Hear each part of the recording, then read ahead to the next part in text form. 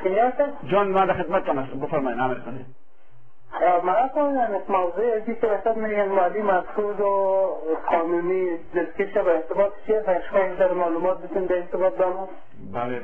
بله گزارش موافقه که از کشور امارات متحده عرب رسیده حاکی عزیز که آقای احمدضیا مسعود معاون اول رئیس جمهور افغانستان و آقای قانونی رئیس عروسی جرگه افغانستان در هنگام حمل چند میلیون دلار غیر قانونی از افغانستان به دبی در میدان هوایی دبی اینا دستگیر شدن و تحت بازداشت قرار دارند.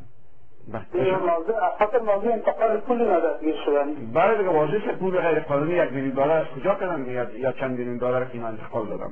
ما چند میلیون دلار نمیگم بلکه خدای نخواسته مبالغه نشه، اما 1 میلیون شم که ما پیش خود حساب کنیم بسیار است. تلویزیون آریان افغانستان بفرمایید.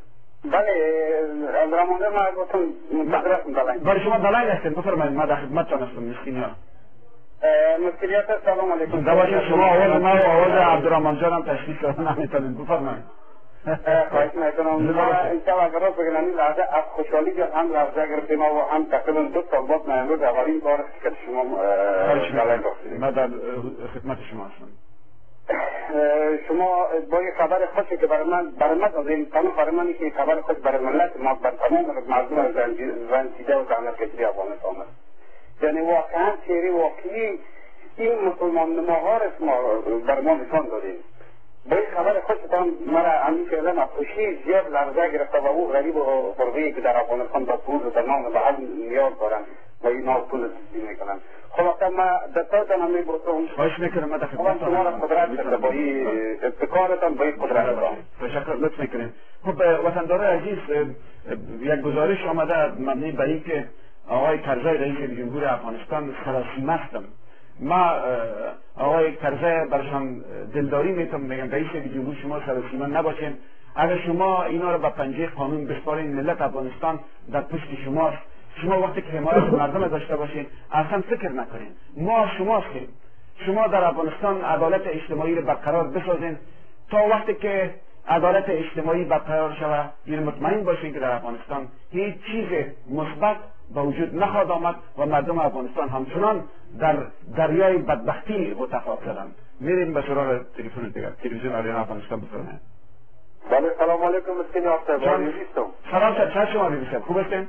خوب هستم. دعوت لطف بکنید در خدمتتان هستم. عید سعید هزاره و عید ملی ارزش به شما تبریک میگم. شما همچنان آقای عربی. تشکر بسیار. یعنی واقعی رخ داد که جنایتکارا آخر به جهان نشان داده شد که جنایتکارا چی جنایت‌های در افغانستان شده.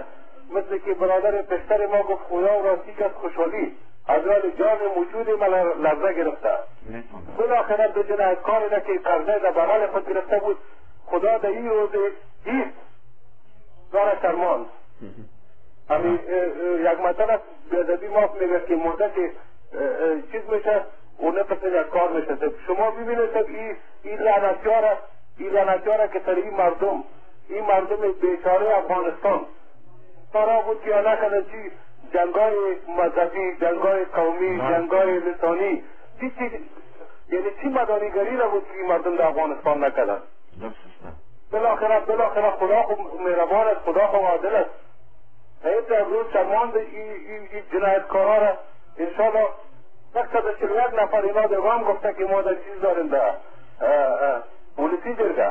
بله خودشان گفتن که ما در جبهه ملی ما عاقبت کلشان مسکینیات عین چیز است. من همونطور بشرطی که آقای کرزی جرأت کنه و نترسه. اگر آقای کرزی بازم حراس و ناامیدی رو به دل خود را بته وای به حال خودش.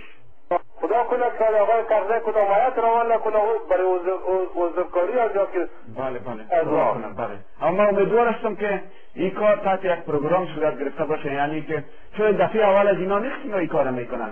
اینا نه تنها 6 سال اخیر بلکه از 3 دهه به این طرف است که اینا دست به غارت چپاول میزنن و طوری که ما شما میبینیم همیشه اینا خیانتهای خود برای که بروش پرده انداخته باشن دیگه اقوام افغانستان هم متهم میکنن به خیانت به وطن فروشی و به چوب چپاول آثار تاریخی و ثروت ملی افغانستان. اما ببینیم که خداوند گفته شما در روز عید این دو خیانتکار، این دو خائن و جنایتکار تو به دام بندازه. بازم من خواهش میکنم از وطندارای عزیز، شما خودتان میفهمین، خدا نکنه او ساعت که آقای کرزی یک هیئت را بفرسته و به اصطلاح اینا را آزاد کنه. هر کسی آقای مسکین یافتر جان، هر کسی که افغان باشه برای افغانستان میخواهد که خدمت کنه، انتقاد سالم باید بپذیره. هم از آقای کرزی مثل که شما گفتین ما هم خواهش میکنیم از آقای کرزی که دیگر پرده را از روی از این جنایتکارا از تلقی پرچه میگرفته تا این کماندانایی که کسی صرف